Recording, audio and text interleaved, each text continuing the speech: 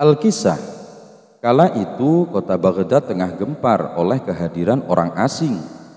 Persoalannya bukan pada orangnya, melainkan orang asing tersebut tidak mempercayai adanya Tuhan. Bukan hanya itu, ia juga menantang orang-orang Muslim untuk berdebat dengannya terkait keberadaan Tuhan. Kabar ini pun tersebar sampai ke telinga Baginda Raja.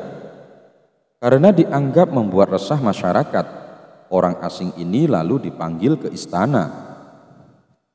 "Apa tujuanmu membuat onar di negeri kami?" tanya Baginda Raja.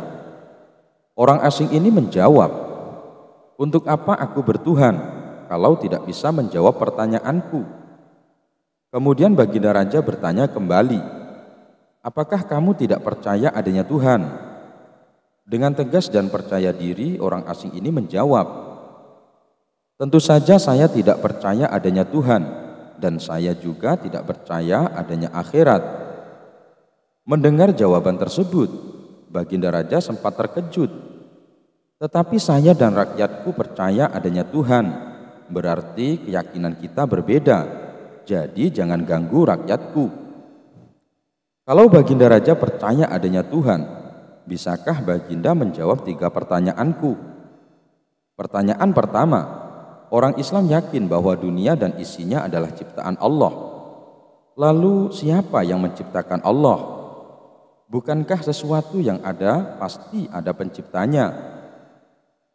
Pertanyaan kedua, katanya di dalam surga manusia tidak akan buang air besar, sedangkan mereka makan dan minum tiap hari.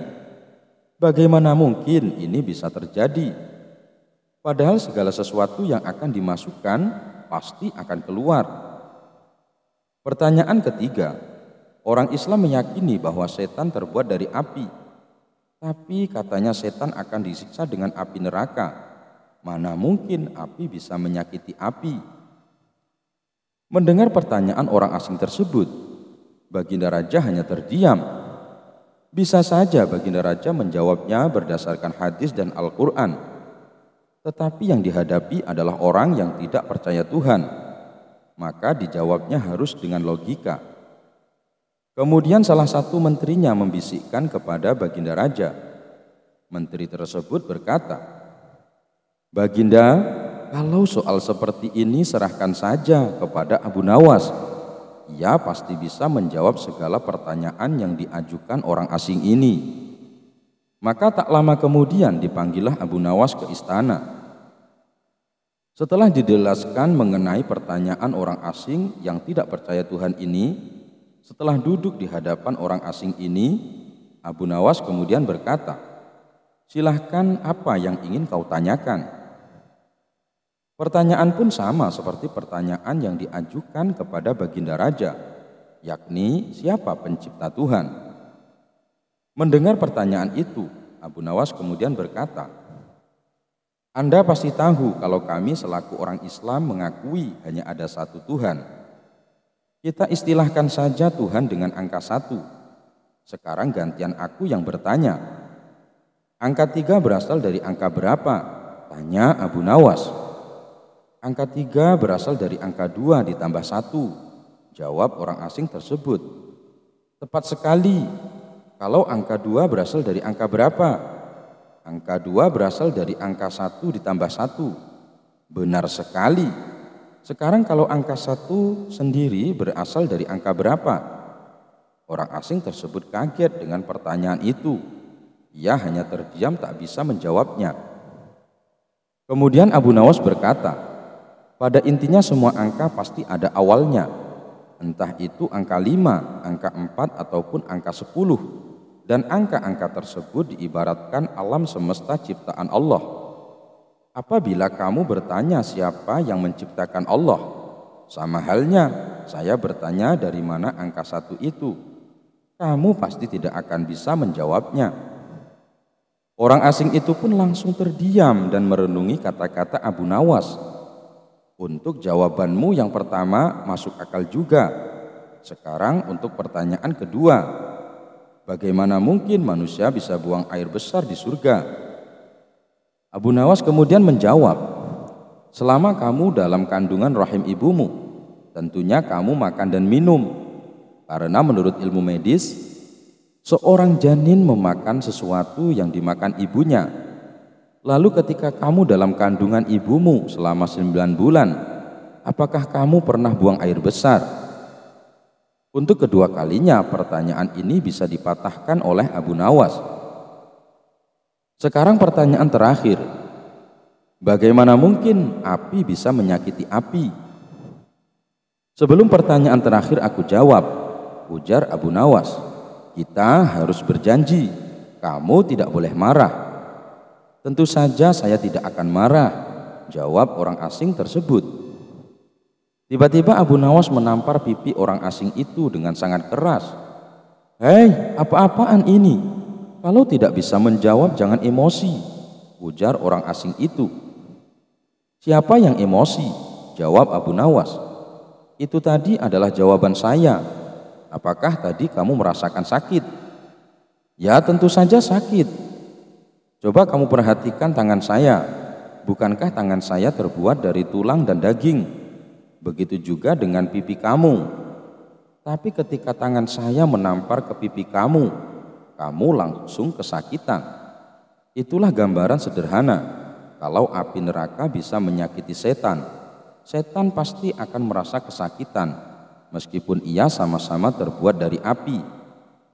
Orang asing itu pun hanya bisa diam.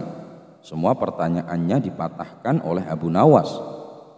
Baginda Raja pun kagum atas kecerdikan Abu Nawas, dan tidak lupa Abu Nawas diberi hadiah.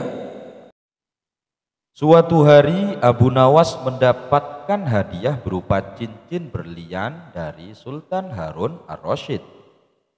Kepada para tetangganya, cincin itu selalu dipamerkan.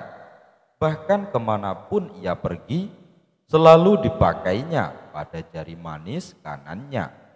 Dari jauh cincin berlian itu tampak gemerlapan, sehingga menarik perhatian dan rasa kagum orang yang melihatnya. Ketika Abu Nawas berjalan di depan rumah seorang saudagar permata, cincin itu memukau perhatian si saudagar. Belum pernah rasanya permata semacam itu dilihatnya. Harganya kira-kira 10.000 dinar. Taksirnya dalam hati, "Hai Abu Nawas, singgahlah barang sebentar kemari," panggilnya dari depan pintu rumah. Ketika Abu Nawas mendekat, saudagar itu segera menyongsongnya dengan wajah berseri-seri. "Bagaimana engkau membeli cincin yang begitu bagus?" tanya saudagar itu seraya mengamat-amati cincin permata di jari manis kanan Abu Nawas. "Hadiah dari Baginda Sultan Harun ar-Rasyid," jawab Abu Nawas bangga. Jawaban itu menguatkan dugaannya bahwa permata itu memang amat berharga dan bukan barang palsu. "Aku bersedia membelinya dengan harga mahal," bujuk saudagar itu. Abu Nawas menggelengkan kepalanya. "Siapa tahu cincin itu dirampas penjahat di jalan. Lebih baik kau jual saja, maka uangmu dapat kau belikan apa saja," ujar saudagar itu menakut-nakuti. "Aku bersedia membayarmu 3.000 dinar," sambungnya. Abu Nawas orang yang pandai, tak gampang terbujuk, apalagi tertipu. Ia tahu bahwa harga cincin itu kira-kira 10.000 dinar. Tawaran itu didiamkannya saja.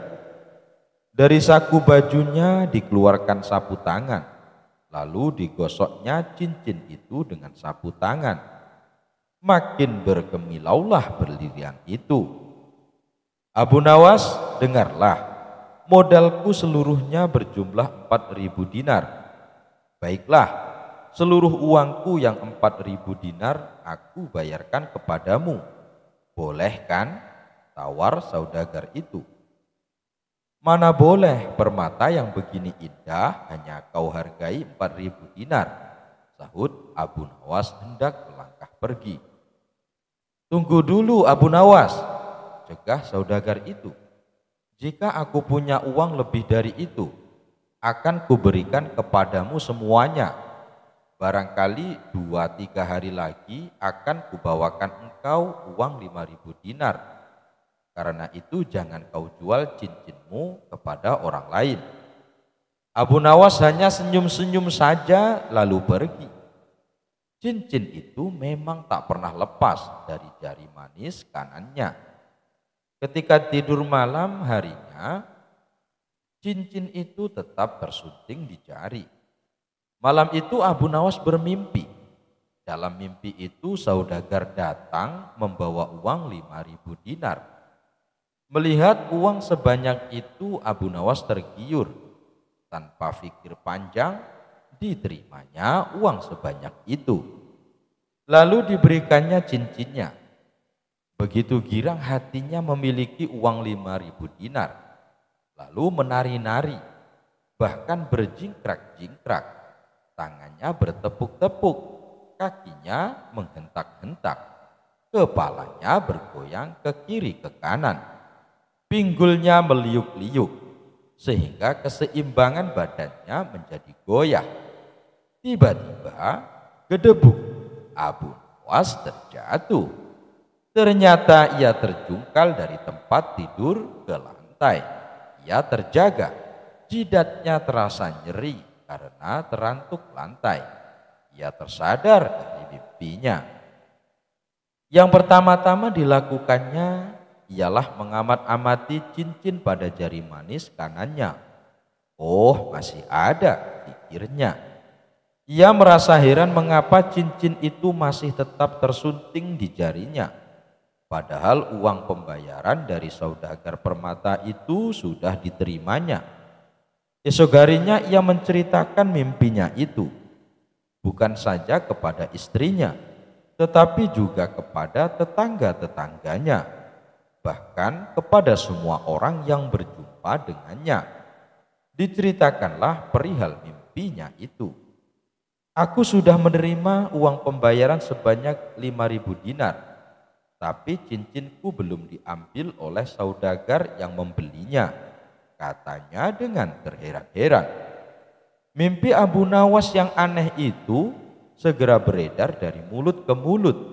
Akhirnya saudagar permata itu pun mendengarnya. Kalau begitu aku berhak mengambil cincin itu, pikirnya. Bukankah aku sudah membayarnya? Bahkan Abu Nawas pun mengaku telah menerima uang pembayaran dariku. Saat itu juga ia berangkat menuju rumah Abu Nawas. Dengan napas terengah-engah ia tiba di rumah Abu Nawas. Abu Nawas, ujarnya, mana cincin berlian yang sudah kubeli? Tapi, sahut Abu Nawas tersendat. Jangan pura-pura lupa, Abu Nawas. Semalam aku sudah membayarmu 5.000 dinar, bukan? Kata saudagar itu sambil telunjuknya pada dada Abu Nawas. Ya, betul, ujar Abu Nawas. Tapi ada 2 hal yang masih harus kita sepakati. Pertama, harga 5.000 dinar itu masih terlalu murah. Genapilah jadi 6.000 dinar. Kedua, karena cincin permata itu pemberian Sultan Harun ar-Rasyid, serah terima cincin itu harus disaksikan pula oleh Baginda Raja. Dengan kesaksian Baginda, engkau pun akan yakin bahwa cincin itu memang benar-benar pemberian Baginda. Baiklah, aku tambah 1.000 dinar nanti, setelah Baginda mengakui cincin itu berasal pemberian Baginda kepadamu, sahut saudagar itu. Aku berganti pakaian dulu, lantas kita berangkat bersama-sama ke istana, kata Abu Nawas sambil masuk ke dalam kamar. Dengan mengenakan pakaian yang paling bagus, Abu Nawas menemui lagi saudagar itu. Kita berangkat sekarang, ajaknya. Hei, mengapa jari manis kamu kau balut dengan sapu tangan putih? Tanya saudagar seraya menunjuk jari manis kanan Abu Nawas. Jari itu terbalut kain tebal. Engkau memperingatkan aku kemarin agar aku berhati-hati. karena penjahat yang melihat permata ini mungkin akan merampasnya, kata Abu Nawas. Betul-betul, kata saudagar itu membenarkannya. Keduanya bergegas berangkat ke istana. Sementara itu, Sultan Harun ar-Rasyid ketika itu baru saja memasuki Balairung. Ketika kedua orang itu tiba di istana, Baginda menunda acara perbincangan dengan para pejabat tinggi, lalu memanggil Abu Nawas dan saudagar itu agar menghadap. Baginda, kami bersama saudagar permata ini menghadap Baginda karena ada sesuatu hal yang hendak kami sampaikan. Cincin permata hadiah dari Baginda beberapa hari yang lalu kepada saya akan saya jual kepada saudagar permata ini, kata Abu Nawas. Mengapa hendak kau jual? Tanya Sultan dengan nada marah. Itu hak saya, Baginda, jawab Abu Nawas. Bukankah cincin ini yang telah Baginda berikan sebagai hadiah kepada saya? Sultan terkejut melihat cincin yang tersunting di jari Abu Nawas. Lebih-lebih saudagar itu, matanya terbelalak dan mukanya pucat seketika. Betapa tidak, cincin yang tersunting di jari manis Abu Nawas tersebut dari tembaga. Sedangkan permatanya tidak berkilau sama sekali karena hanya pecahan gelas belaka. Bukan itu yang hendak saya beli, seru saudagar itu. Tapi cincin permata berlian pemberian Baginda. Inilah cincin hadiah dari Baginda itu, kata Abu Nawas. Kalau kau tidak percaya, mohonlah kesaksian Baginda. Dalam hati Sultan tersenyum. Macam-macam saja akal Abu Nawas, pikirnya. Betulkah cincin tembaga permata pecahan kaca itu hadiah dari Baginda kepada Abu Nawas? Sembah saudagar itu.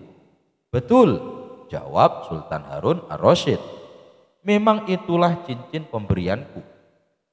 Saudagar itu gemetar. Nah, bayarlah sekarang 1000 dinar seperti kesanggupanmu tadi, kata Abu Nawas. Tapi engkau harus membayar 1000 dinar kepada Abu Nawas. Tukas Baginda memerintahkan saudagar itu membayarnya. Saudagar itu terpaksa mengeluarkan uang 1000 dinar. Tanpa berkata suatu apapun, diberikannya uang itu kepada Abu Nawas. Lalu pergi. Hai, tunggu dulu, seru Abu Nawas. Ini cincin permata yang sudah kau beli. Saudagar itu tak mau menoleh. Suatu hari yang cerah, Raja Harun ar-Rasyid dan para pengawalnya meninggalkan istana untuk berburu. Namun di tengah perjalanan, salah satu pejabat kerajaan yang bernama Abu Jahil menyusul dengan terengah-engah di atas kudanya. Baginda, Baginda, hamba mau mengusulkan sesuatu, kata Abu Jahil sambil mendekati sang raja. Apa usulmu wahai Abu Jahil? Tanya Baginda Raja. Agar acara berburu ini lebih menarik dan disaksikan banyak penduduk, bagaimana kalau kita sayembarakan saja?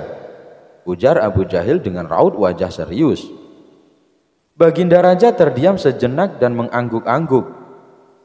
Hamba ingin beradu ketangkasan dengan Abu Nawas, dan nanti pemenangnya akan mendapatkan sepundi uang emas.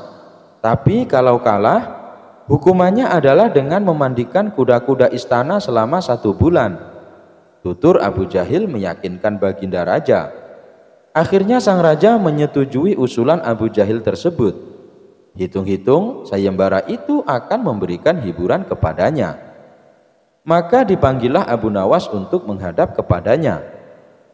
Abu Nawas pun segera menghadap Raja Harun. Ia diberi petunjuk panjang lebar oleh Baginda Raja. Pada awalnya Abu Nawas menolak sayembara tersebut karena ia tahu bahwa semua ini adalah akal licik dari Abu Jahil yang ingin menyingkirkannya dari istana. Tapi Baginda Raja Harun memaksa dan Abu Nawas tidak bisa menolak. Abu Nawas berpikir sejenak. Ia tahu kalau Abu Jahil sekarang diangkat menjadi pejabat istana. ia pasti mengerahkan semua anak buahnya untuk menyumbang seekor binatang buruannya di hutan nanti. Namun karena kecerdikannya, Abu Nawas tersenyum riang. Abu Jahil yang melihat perubahan raut muka Abu Nawas menjadi penasaran dibuatnya. Mana mungkin Abu Nawas bisa mengalahkan dirinya kali ini, pikir Abu Jahil dalam hati. Akhirnya Baginda menggiring mereka di tengah alun-alun istana. Raja dan seluruh rakyat menunggu siapa yang akan menjadi pemenang dalam lomba berburu. Trompet tanda mulai adu ketangkasan pun telah ditiup. Abu Jahil segera memacu kudanya secepat kilat menuju hutan belantara. Anehnya, Abu Nawas justru sebaliknya. Dia dengan santainya menaiki kudanya sehingga para penonton banyak yang berteriak. Menjelang sore hari, tampaklah kuda Abu Jahil memasuki pintu gerbang istana. Ia pun mendapat sambutan meriah dan tepuk tangan dari rakyat yang menyaksikannya. Di sisi kanan dan kiri kuda Abu Jahil tampak puluhan hewan yang mati terpanah. Abu Jahil dengan tersenyum bangga memperlihatkan semua binatang buruannya di tengah lapangan. Aku, Abu Jahil, berhak memenangkan lomba ini. Lihat, binatang buruanku banyak. Mana mungkin Abu Nawas mengalahkanku? Teriaknya lantang yang membuat para penonton semakin ramai bertepuk tangan. Tidak berapa lama kemudian terdengar suara kaki kuda Abu Nawas. Semua orang menertawakan dan meneriakinya karena Abu Nawas tak membawa satu pun binatang buruan di kudanya. Tapi Abu Nawas tidak tampak gusar sama sekali. Ia malah tersenyum dan melambaikan tangan. Baginda Raja menyuruh 2 orang pengawalnya maju ke tengah lapangan dan menghitung jumlah binatang buruan yang didapatkan 2 peserta tersebut. Dan kesempatan pertama, para pengawal menghitung jumlah binatang hasil buruan Abu Jahil.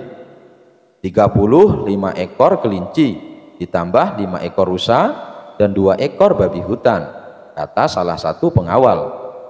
Kalau begitu akulah pemenangnya karena Abu Nawas tak membawa seekor binatang pun, teriak Abu Jahil dengan sombongnya. Tenang, tenang, aku membawa ribuan binatang. Jelaslah aku pemenangnya dan engkau wahai Abu Jahil, silahkan memandikan kuda-kuda istana menurut aturan lomba. Semua binatang boleh ditangkap, yang penting jumlahnya, kata Abu Nawas sambil membuka bambu kuning yang telah diisi dengan ribuan semut merah. Jumlahnya sangat banyak Baginda, mungkin ribuan. Kami tak sanggup menghitungnya lagi, kata pengawal kerajaan yang menghitung jumlah semut itu. Melihat kenyataan itu, Abu Jahil tiba-tiba saja jatuh pingsan. Baginda Raja tertawa terpingkal-pingkal dan langsung memberi hadiah kepada Abu Nawas. Kecerdikan dan ketulusan hati pasti bisa mengalahkan kelicikan. Suatu kali Abu Nawas pergi keluar kota untuk menemui sahabat lamanya. Dengan membawa perbekalan seadanya, ia berangkat menuju kota tempat sahabatnya. Singkat cerita, sampailah ia di rumah sahabatnya. Assalamualaikum, ucap Abu Nawas saat mengetuk pintu rumahnya. Saat pintu rumah dibuka, sahabatnya kaget bercampur bahagia. Waalaikumsalam Abu Nawas, apa kabarmu? Jawab sahabatnya sambil memeluk Abu Nawas. Mari silahkan masuk, ajak sahabatnya. Mereka berdua saling melepas rindu dan terlibat perbincangan yang penuh canda tawa. Setelah ngobrol kesana kemari, terdengarlah suara azan asar. Wahai kawan, saya minta izin sholat di rumahmu, pinta Abu Nawas. Oh silahkan Abu Nawas, saya mau keluar sebentar untuk membeli makanan, balas sahabatnya. Abu Nawas lalu ke kamar mandi untuk berwudu. Tapi saat ia akan melaksanakan sholat, ia bingung di mana letak arah kiblat. Mau bertanya kepada sahabatnya, tapi sahabatnya sedang keluar beli makanan. Abu Nawas mencoba menunggu sahabatnya pulang. Lama sudah ia menunggu. Ternyata sahabatnya tak kunjung datang juga. Akhirnya ia memutuskan sendiri kemana arah kiblatnya. Abu Nawas menggelar sajadahnya dan mulai menunaikan sholat. Tidak berapa lama sahabatnya pun datang. Ia tertawa melihat Abu Nawas sholat menghadap arah kiblat yang salah. Setelah Abu Nawas selesai menunaikan sholat, sahabatnya berkata memberitahu, "Hei Abu Nawas, arah kiblatnya bukan ke situ." Tutur sahabatnya. "Hah? Apakah arah sholatku salah?" tanya Abu Nawas. "Tidak, hanya saja arah sajadah kamu yang salah," jawab sahabatnya.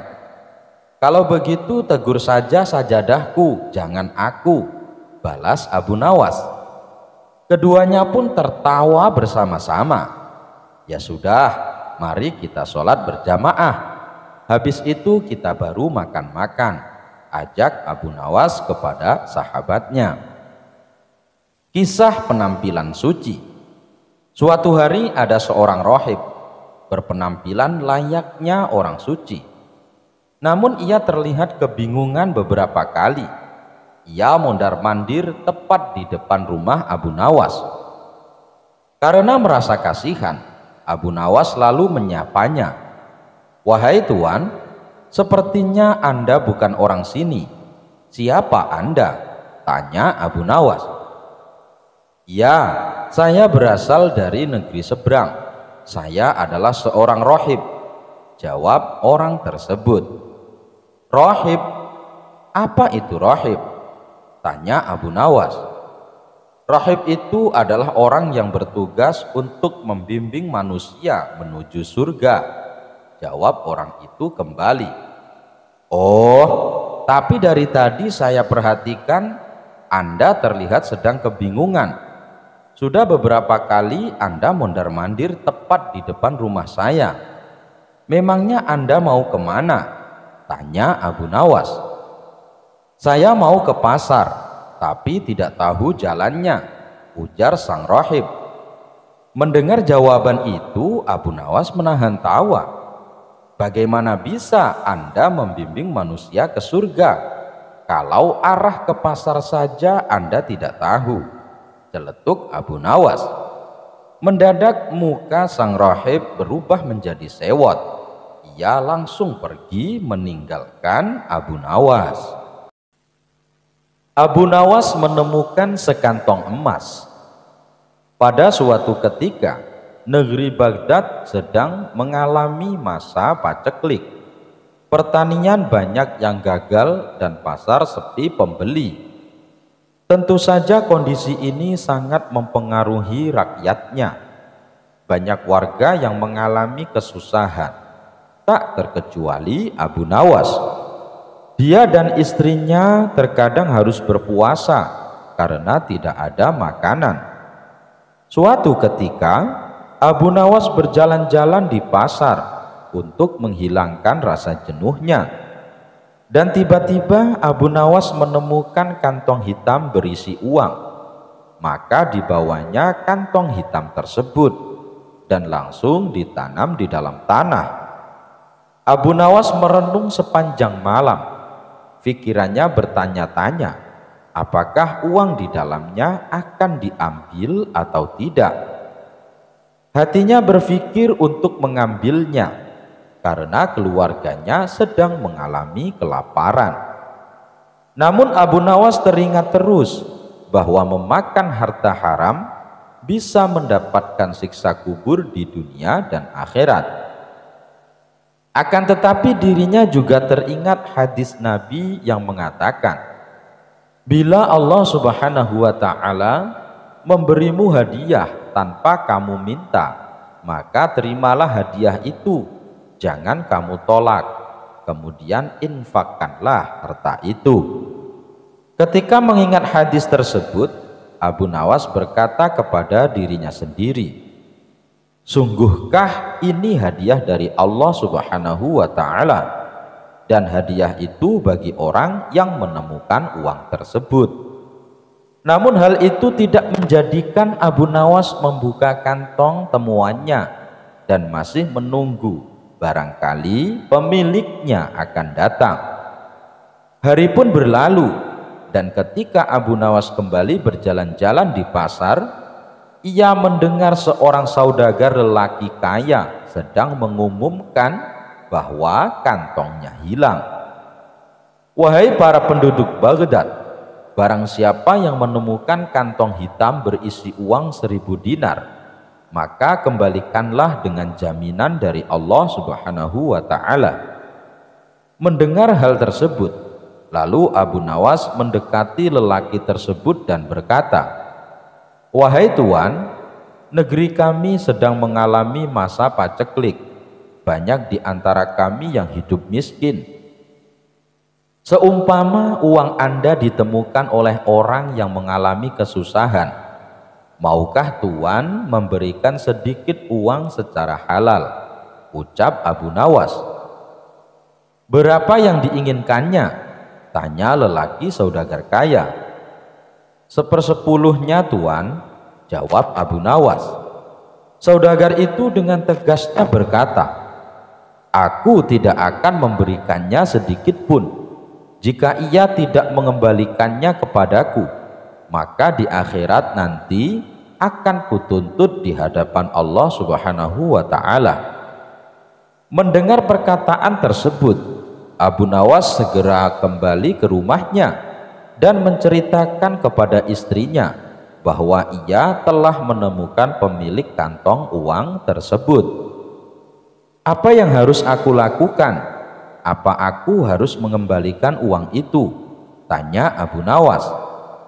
Mendengar hal itu, istrinya agak marah. "Aku dan anak-anakmu telah menderita kemiskinan bersamamu selama 50 tahun. Bahkan saat ini kita hanya mempunyai satu pakaian dan dipakai bergantian untuk sholat. Selama hidup kita belum makan buah dan daging.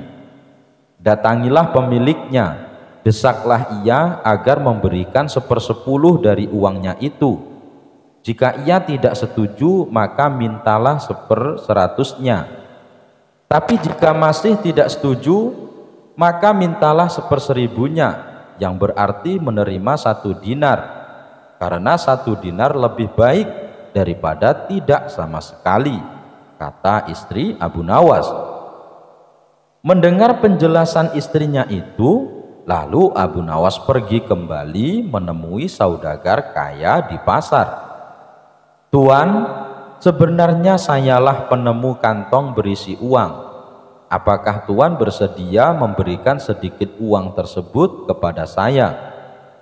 Meskipun hanya 1 dinar, karena beberapa hari ini keluarga saya belum makan, Tuan," kata Abu Nawas.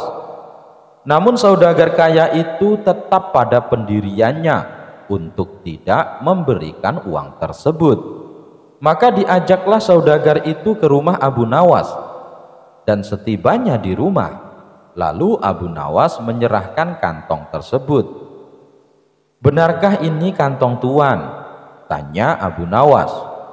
"Iya, benar," jawab saudagar kaya. Kemudian lelaki tersebut membuka kantongnya dan menghitung jumlah uangnya, dan jumlahnya masih tetap utuh, yaitu 1000 dinar. Lalu saudagar kaya itu pamit pulang kepada Abu Nawas, namun belum juga melewati pintu keluar. Tiba-tiba saudagar kaya itu berhenti dan berkata, "Wahai orang tua, aku akan menceritakan kepadamu mengenai kantong ini. Ayahku telah mewariskan kepadaku uang 3000 dinar. Sebelum meninggal, ayah berpesan kepadaku untuk membagikan sepertiganya kepada orang yang berhak menerimanya. Dan aku juga disuruh menjual warisan ternak lalu menginfakkannya. Sebagian lagi aku gunakan untuk pergi haji. Maka aku pun melaksanakan wasiat itu, dan wasiat untuk membagikan 1/3 uang dari kekayaanku. Uang tersebut aku letakkan pada kantong ini, lalu aku pergi ke kota Baghdad untuk mencari orang yang benar-benar miskin. Namun aku tidak menemukan seorang pun yang lebih berhak daripada Anda. Maka ambillah uang di kantong ini. Semoga Allah Subhanahu wa Ta'ala memberkahimu, kata saudagar lelaki kaya tersebut. Mendengar hal itu, Abu Nawas pun bersyukur kepada Allah Subhanahu wa Ta'ala. Kesabaran dan kejujurannya saat menemukan uang tersebut ternyata mendapat jalan lain dari Allah. Ternyata saudagar kaya tersebut tidak hanya memberikan 1/100 yang dimintanya, melainkan semua uang yang ada di kantong tersebut. Abu Nawas memasukkan unta ke lubang jarum. Al-Kisah, Abu Nawas mendapat kabar Baginda Raja mengalami masalah yang membuat tidak bisa tidur. Masalah tersebut hanya Raja yang mengetahuinya. Ia sengaja merahasiakannya, termasuk kepada Abu Nawas selaku sahabatnya tempat berkeluh kesah. Ingin rasanya Baginda Raja melupakan masalah yang menimpanya. Kalaupun bisa lari menghindar, tentulah ia akan melakukannya. Namun kenyataannya permasalahan yang dihadapi terasa seperti mengikutinya kemanapun Baginda Raja pergi. Sejak saat itu Baginda Raja sering terlihat melamun seorang diri. Kemudian penasehat istana mendekati Baginda Raja. "Maaf Paduka yang mulia, hamba perhatikan belakangan ini Paduka terlihat murung. Hamba khawatir Paduka nanti jatuh sakit. Apakah ada sesuatu yang Paduka pikirkan?" tanya penasehat istana. "Tidak ada apa-apa, aku baik-baik saja. Kau urusi saja pekerjaanmu," jawab Baginda Raja dengan memalingkan wajahnya. Penasehat istana pun hanya terdiam. Ia merasakan gelagat bahwa Baginda Raja sedang dilanda masalah besar. Dikarenakan Baginda Raja tidak mau berterus terang, penasehat istana tidak berani membujuknya untuk menceritakan masalah yang dihadapi. Makin hari sikap Baginda Raja makin tertutup, bahkan kini enggan menerima tamu. Hal ini membuat para pejabat istana menjadi sangat khawatir. Apa yang harus kita lakukan? Makin hari Baginda Raja terlihat mengkhawatirkan. Ini sangat buruk untuk kondisinya. Jangan sampai Baginda Raja jatuh sakit, kata salah seorang menteri. "Aku juga cemas melihat sikap Baginda Raja belakangan ini.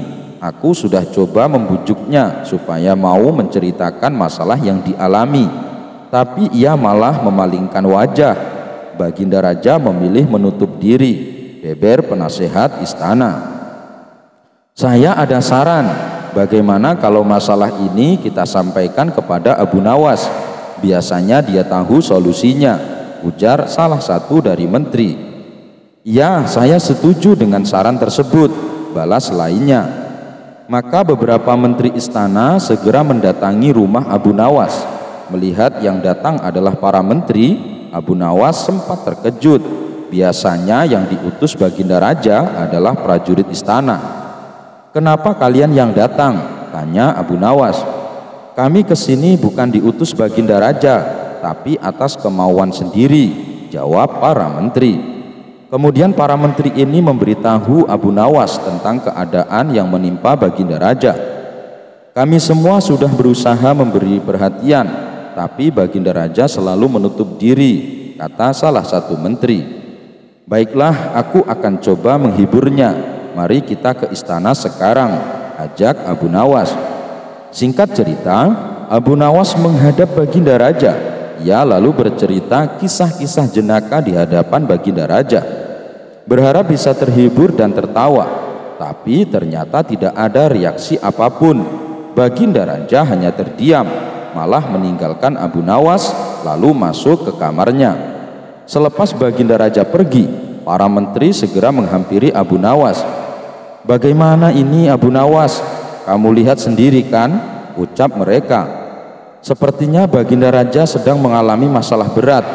Biarkan aku pulang dulu. Aku akan memikirkan cara untuk mengatasi masalah ini," ucap Abu Nawas. Setibanya di rumah, Abu Nawas terus memikirkan cara terbaik memecahkan masalah ini. Setelah berpikir cukup lama, akhirnya Abu Nawas menemukan ide cemerlang. Esok harinya Abu Nawas pergi ke pasar. Di hadapan orang-orang, Abu Nawas berteriak, "Apakah di antara kalian ada yang bisa memasukkan unta ke lubang jarum?" Mendengar pertanyaan Abu Nawas, semua orang yang ada di sana heran. Salah satu dari mereka lalu menjawab, "Mana mungkin bisa, itu perkara yang mustahil." Dengan lantang Abu Nawas membalas, "Tidak ada perkara yang mustahil, jangankan aku, anak kecil pun bisa." "Kalau kau memang bisa, coba tunjukkan kepada kami," pinta mereka. "Maaf kawan-kawan, sayangnya aku hanya bisa membuktikannya bila di hadapan Baginda Raja," jawab Abu Nawas. Begitulah seterusnya, setiap ada keramaian, orang ataupun perkumpulan, Abu Nawas selalu mengatakan hal yang sama. Akhirnya kabar tentang Abu Nawas bisa memasukkan unta ke lubang jarum sampai juga hingga telinga Baginda Raja. Awalnya Baginda Raja tidak terlalu memedulikannya, tapi lama-kelamaan timbul juga rasa penasaran pada dirinya. Maka diperintahkanlah beberapa pengawal istana memanggil Abu Nawas. "Tuan Abu Nawas, Anda diperintah Paduka untuk datang ke istana," ucap seorang prajurit. "Benarkah?" tanya Abu Nawas memastikan. "Benar Tuan Abu Nawas," jawab dia. "Rencanaku akhirnya berhasil," pikir Abu Nawas. "Oh iya, bagaimana kondisi Baginda Raja sekarang?" tanya Abu Nawas lagi. "Baginda masih sering mengurung diri dan sering tampak termenung," jawab salah satu prajurit. "Baiklah, aku akan ke sana sekarang," balas Abu Nawas. Tidak lama kemudian Abu Nawas sampai di istana menghadap Baginda Raja. "Wahai Abu Nawas, aku dengar kau bisa memasukkan seekor unta ke lubang jarum. Kau bersedia membuktikannya bila di hadapanku. Benarkah itu?" tanya Baginda Raja. "Benar Paduka yang mulia," jawab Abu Nawas. "Bagaimana mungkin, aku rasa itu perkara yang mustahil," balas Baginda Raja. "Di dunia ini tidak ada yang mustahil Paduka," ujar Abu Nawas. "Baiklah, sekarang coba kau buktikan," perintah Baginda Raja. "Caranya mudah Paduka. Kita tinggal membuat jarum yang lubangnya lebih besar daripada seekor unta. Dengan begitu kita bisa memasukkannya dengan mudah, bahkan anak kecil pun bisa," jawab Abu Nawas menjelaskan. "Kalau caranya seperti itu, semua orang pun bisa melakukannya. Berarti kau telah menipu semua orang, termasuk aku," ucap Baginda Raja. "Hamba tidak pernah menipu siapapun, dan hamba juga tidak pernah menipu Paduka. Hamba tidak pernah mengatakan bahwa jarum yang hamba maksud adalah jarum kecil," balas Abu Nawas. "Iya, itu benar. Tapi apa maksud dari pernyataanmu ini?" tanya Baginda Raja. "Hamba hanya ingin mengatakan ada hikmah dari pernyataan ini," jawab Abu Nawas. "Hikmah? Hikmah dari mana?" tanya Baginda Raja heran. Bukankah tadinya Baginda Raja tidak percaya kalau hamba bisa memasukkan unta ke lubang jarum? Tapi setelah hamba jelaskan, Baginda Raja baru mempercayainya. Begitu juga dengan permasalahan yang sedang kita hadapi. Sebesar apapun masalah, sebesar apapun bebannya, tapi kalau hati kita lebih besar, hati kita lebih luas saat menghadapinya, maka semua masalah akan terasa lebih ringan. Itulah gambaran seekor unta bila dimasukkan ke lubang jarum. Sepintas saat kita menghadapinya, pasti itu mustahil dilakukan. Tapi bila kita luas dan besar, maka pikiran kita juga akan mengikuti. Dan pada akhirnya masalah yang kita anggap mustahil diatasi menjadi mudah dan ringan untuk dijalani. Bagaimana kita akan bisa tenang bila kita menghadapi masalah dengan hati yang sempit? Tutur Abu Nawas. Seketika Baginda Raja terdiam. Ia terus merenungi ucapan Abu Nawas.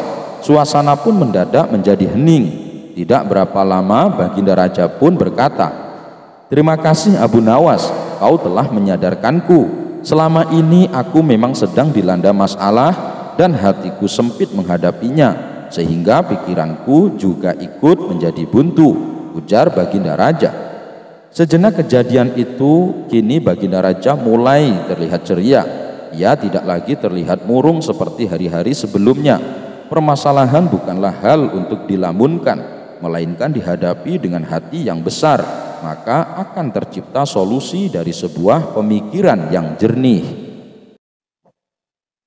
Abu Jahil dijadikan tumbal pesugihan oleh Abu Nawas. Al-Kisah, Abu Nawas mendadak kedatangan Abu Jahil. Ia lalu mengungkapkan maksud kedatangannya mau meminjam uang sebanyak 100 dinar. Tentu saja Abu Nawas kaget mendengarnya. "Dari mana aku punya uang sebanyak itu?" ucap Abu Nawas. "Ayolah, aku yakin kamu pasti ada. Pinjamilah barang sebulan," minta Abu Jahil merengek.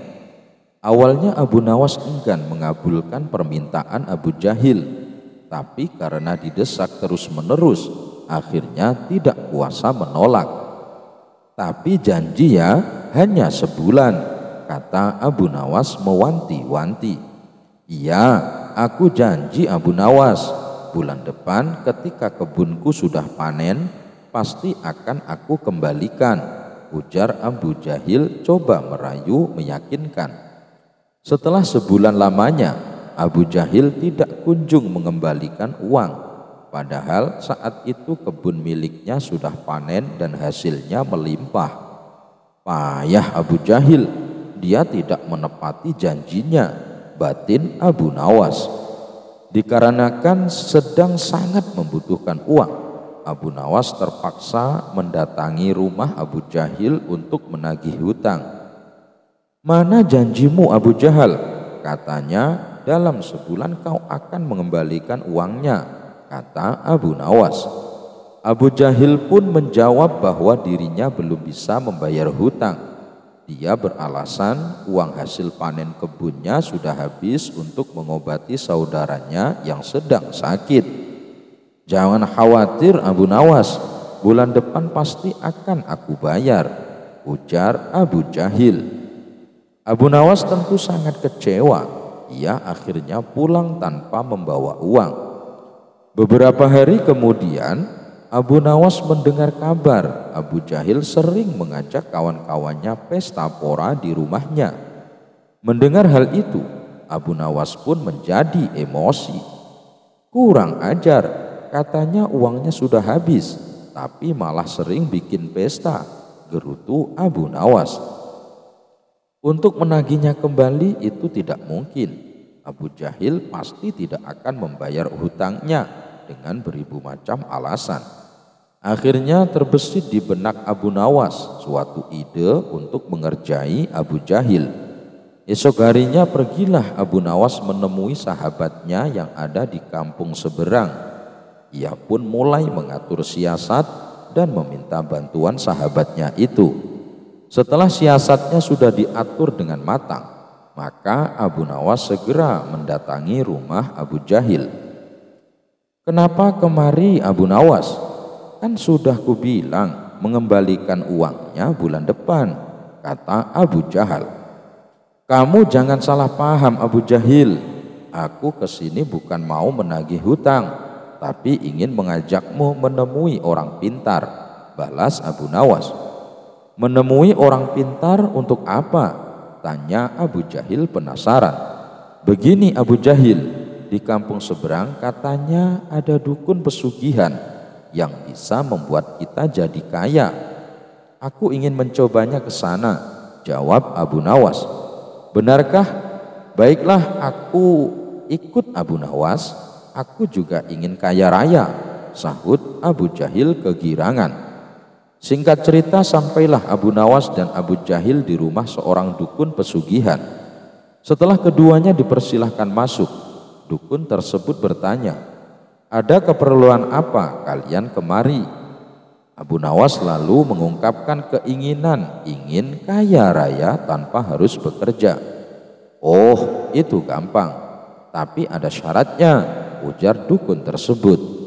"Apa itu syaratnya?" tanya Abu Nawas. "Syaratnya harus ada tumbal, tapi jangan khawatir, tumbalnya tidak harus dari keluarga.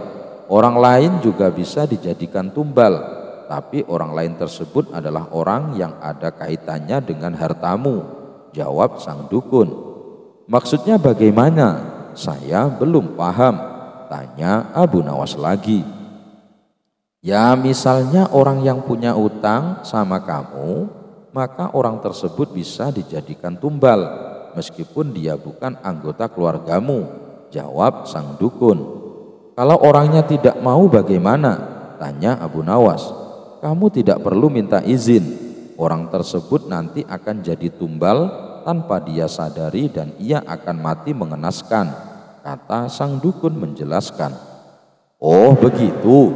Baiklah, aku setuju, balas Abu Nawas sambil melirik ke arah Abu Jahil. Abu Jahil yang merasakan gelagat dirinya akan dijadikan tumbal seketika langsung gemetaran. Kemudian Abu Nawas diajari mantra oleh sang dukun sebagai ritual saat tengah malam. Sepulangnya dari rumah sang dukun di tengah perjalanan, Abu Nawas berkata, Abu Jahil, hutangmu yang 100 dinar tidak usah kamu kembalikan, aku ikhlas. Mendengar hal itu, Abu Jahil langsung ketakutan. Jangan Abu Nawas, aku akan mengembalikan uangnya sekarang juga. Nanti setelah kita sampai di rumah, aku akan langsung mengembalikannya, sahut dia ketakutan. Bukannya kemarin kamu bilang uangmu sudah habis, goda Abu Nawas. Uangku masih banyak Abu Nawas, aku kemarin bohong sama kamu, ucap Abu Jahil. Akhirnya hari itu juga Abu Jahil langsung mengembalikan uang yang dipinjam. Ternyata dukun yang didatangi Abu Nawas dan Abu Jahil adalah sahabatnya Abu Nawas. Abu Nawas dan sahabatnya sengaja mengatur siasat tersebut supaya Abu Jahil segera melunasi hutangnya. Raja menjadi pengemis. Abu Nawas kaget ketika tiba-tiba disuruh menuju ke istana. Di sana telah menunggu baginda yang tengah duduk tegap di singgasana istana. Hai, apa kabar Abu Nawas? Sapa baginda raja. Aku benar-benar mengharap bantuanmu. Bantuan apa baginda raja? Abu Nawas balik bertanya. Begini Abu Nawas, baginda mulai bercerita. Aku dengar Tuan Habul sudah mulai membangkang terhadap kewajiban negara. Pembantu-pembantuku di daerah melaporkan kalau dia sudah tidak mau lagi membayar zakat. Padahal dia orang yang kaya raya loh. Mengapa baginda tidak panggil saja dia ke istana, lalu jebloskan ke dalam penjara, habis perkara. Gitu aja kok repot. Sebenarnya bisa saja aku berbuat begitu, tapi apa tidak ada cara lain? Soalnya sayang kalau aku menghukumnya. Bagaimanapun dulu dia adalah orang yang paling rajin membayar zakat. Tapi entah mengapa, semakin dia kaya, semakin malas pula dia membayar zakat. Sebenarnya kalau ingat nama Tuan Habul, Abu Nawas ingin diam di penjara. Karena semua negeri tahu kalau Tuan Habul orang yang sangat pelit. Hampir tidak ada orang yang menyukainya, kecuali mungkin antek-anteknya saja. Tapi karena ini perintah baginda, mau tak mau Abu Nawas ikut pula memikirkan jalan keluarnya. Begini saja baginda yang mulia, usul Abu Nawas. Beri hamba kesempatan berpikir untuk membuat dirinya sadar. Tapi tentu saja selama berpikir, hamba tidak bisa bekerja mencari nafkah buat keluarga. Oleh sebab itu hamba minta ganti rugi selama hamba berpikir menyelesaikan masalah ini. Sudah kuduga sejak semula, kau pasti meminta imbalan kalau kuminta bantuan. Ini bawa, ujar baginda kesal. Baginda mengeluarkan uang 200.000 dinar kepada Abu Nawas. Sambil cengar-cengir, Abu Nawas membawa pulang uang pemberian Baginda Raja. Seminggu kemudian Abu Nawas datang ke istana. Dia datang dengan segudang rencana yang telah disusunnya. Bagaimana Abu Nawas? Sudah ketemu jalan keluarnya? Tanya Baginda Raja. Beres Baginda Raja. Cuma caranya Baginda dan saya harus menyamar jadi pengemis. Apakah Baginda bersedia? Semula Baginda agak kaget juga mendengar usul Abu Nawas. Tapi karena keinginan kuat menyadarkan Tuan Habul, Baginda akhirnya bersedia. Dengan menyamar jadi pengemis, Abu Nawas dan Baginda datang ke rumah Tuan Habul. Pucuk dicinta ulam pun tiba. Tuan Habul sedang ada di rumah. Abu Nawas pun segera uluk salam. Selamat pagi Tuan. Kami ini pengemis. Apakah Tuan ada sedikit uang receh? Tidak ada, jawab Tuan Habul dengan angkuh. Kalau begitu, apakah Tuan punya pecahan roti kering sekedar untuk mengajar perut kami yang sedang lapar? Tidak ada. Kalau begitu kami minta air putih. Tidak banyak, masing-masing 1 gelas saja. Sudah ku bilang, aku tidak punya apa-apa. Tuan Habul mulai tidak bisa menahan emosinya. Dan rupanya jawaban ini yang ditunggu-tunggu Abu Nawas. Kalau Tuan tidak punya apa-apa, cetus Abu Nawas, mengapa Tuan tidak ikut kami saja menjadi pengemis? Wajah Tuan Habul pucat pasi mendengar cetusan Abu Nawas. Rasa marah, tersinggung dan terhina bercampur aduk menjadi satu. Tapi belum sempat kesadaran Tuan Habul pulih, Abu Nawas dan Baginda segera membuka kedoknya. Bagaimana Habul? Kali ini giliran Baginda yang berbicara. Mau pilih jadi orang kaya atau menjadi orang yang tidak punya apa-apa? Kalau pilih jadi orang yang tidak punya apa-apa, ya ikut saja Abu Nawas mengemis dari rumah ke rumah. Tapi kalau pilih menjadi orang kaya, ya jangan lupa membayar zakat.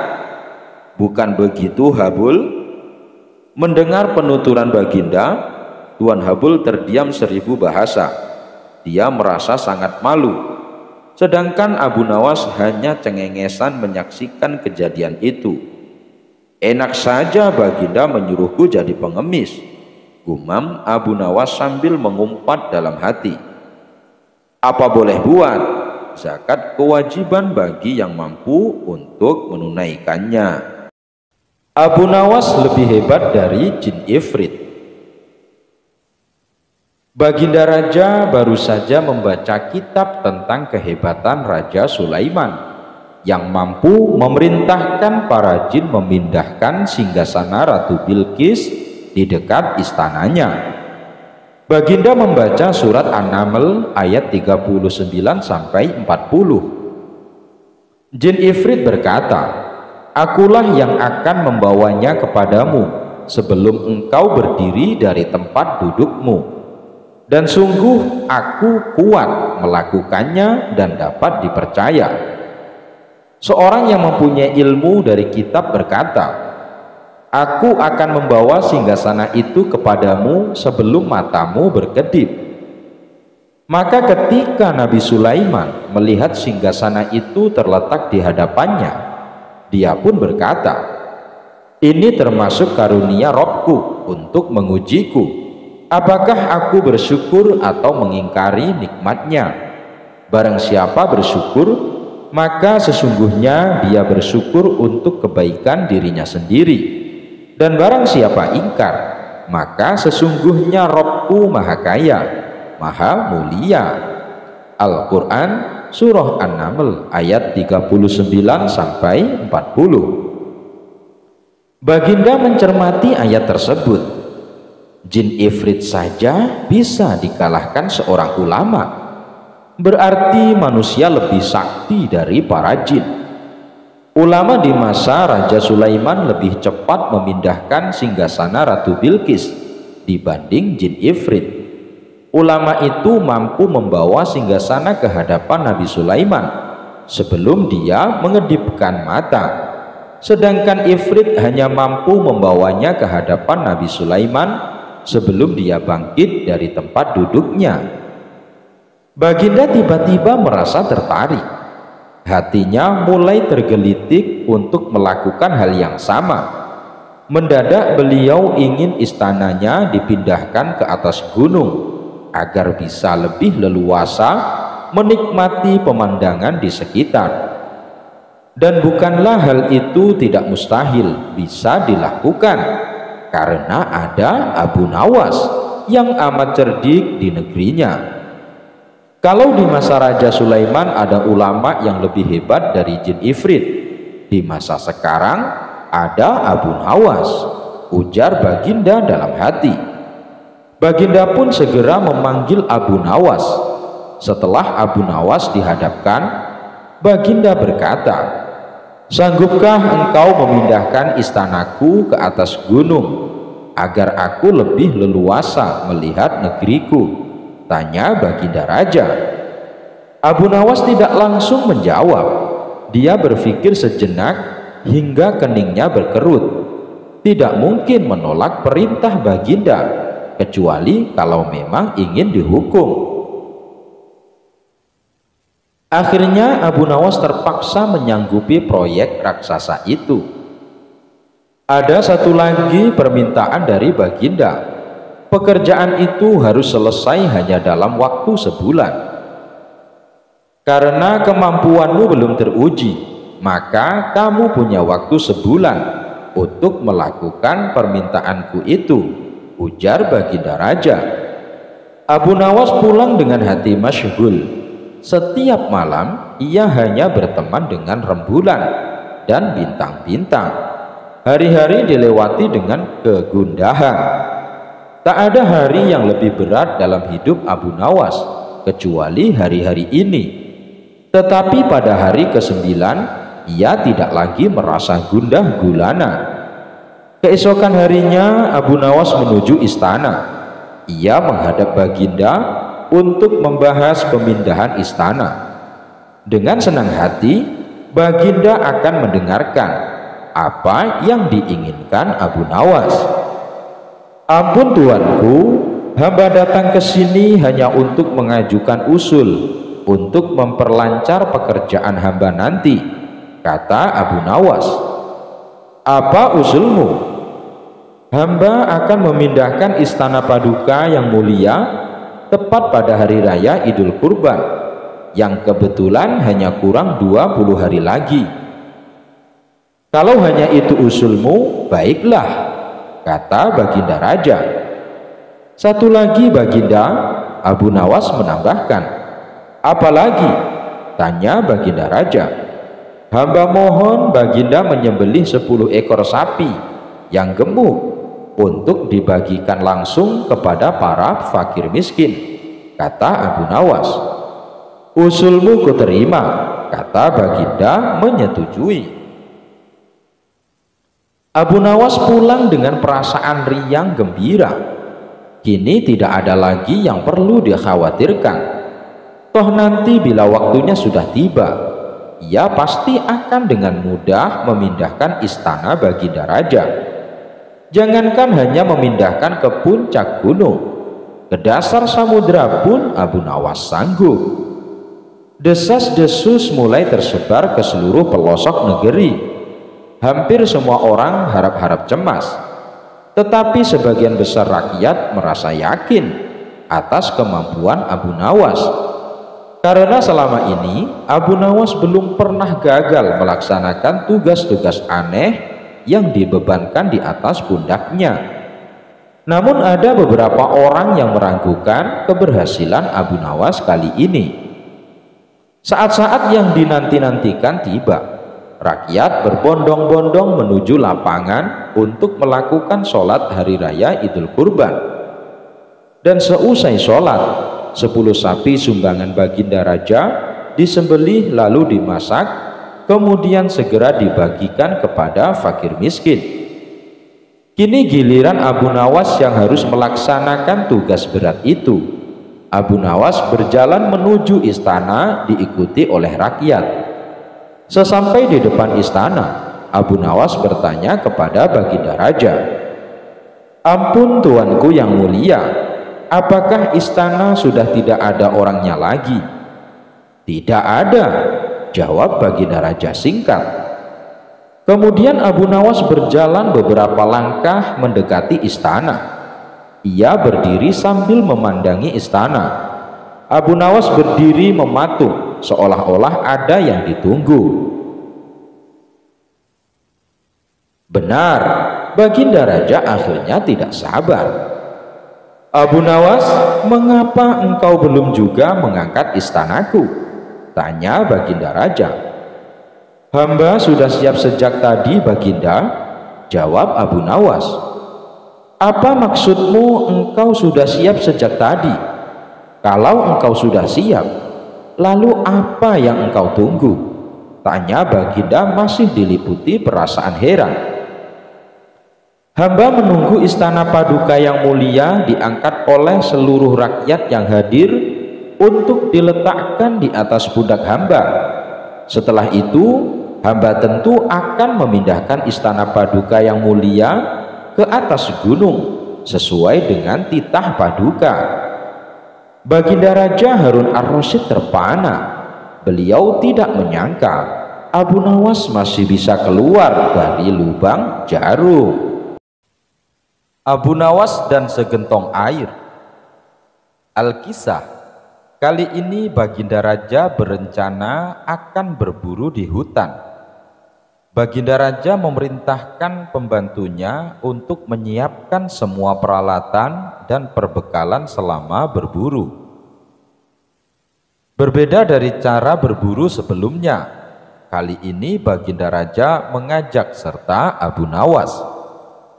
Kemudian baginda raja meminta Abu Nawas membantu membawa perbekalan dan dipersilahkan memilih sendiri barang yang akan dibawa. Tanpa berpikir panjang, Abu Nawas memilih gentong tempat wadah air minum yang cukup besar. Baginda raja dan prajurit heran dengan pilihan Abu Nawas. Mereka menganggap Abu Nawas bodoh karena memilih gentong air yang besar dan berat, padahal masih banyak barang yang kecil. "Hai Abu Nawas, kenapa kau pilih barang bawaan yang paling berat?" tanya baginda raja penasaran. "Nanti paduka raja juga akan tahu sendiri," ucap Abu Nawas sambil tersenyum. Baginda raja pun memerintahkan pasukannya untuk berjalan. Dan selama perjalanan, tentunya Abu Nawas menjadi orang yang paling terakhir. Ia berjalan paling belakang karena beratnya membawa gentong air. Karena perjalanan yang cukup jauh, rombongan memilih berhenti untuk istirahat sejenak. Di saat itulah mereka membutuhkan air untuk menghilangkan rasa dahaga, dan tentunya Abu Nawas menjadi orang paling dicari karena Abu Nawas yang membawa perbekalan air minum. Setelah perjalanan dilanjutkan, gentong air yang dibawa Abu Nawas mulai berkurang isinya dan menjadi lebih ringan. Abu Nawas pun tidak lagi berjalan di belakang. Kini ia berjalan di tengah-tengah rombongan. Setelah istirahat yang kedua, ketiga, dan seterusnya, gentong air yang dibawa Abu Nawas pun semakin berkurang, sampai kemudian gentongnya kosong sama sekali. Karena gentongnya sudah kosong, tentu saja Abu Nawas meninggalkannya, sehingga Abu Nawas pun bisa berjalan di samping baginda raja di barisan depan. Melihat hal itu, Baginda Raja tersenyum. Kini Baginda telah mendapatkan jawaban atas pertanyaan yang diajukan sebelum berangkat. "Kamu memang cerdik, Abu Nawas," ujar Baginda Raja dalam hatinya.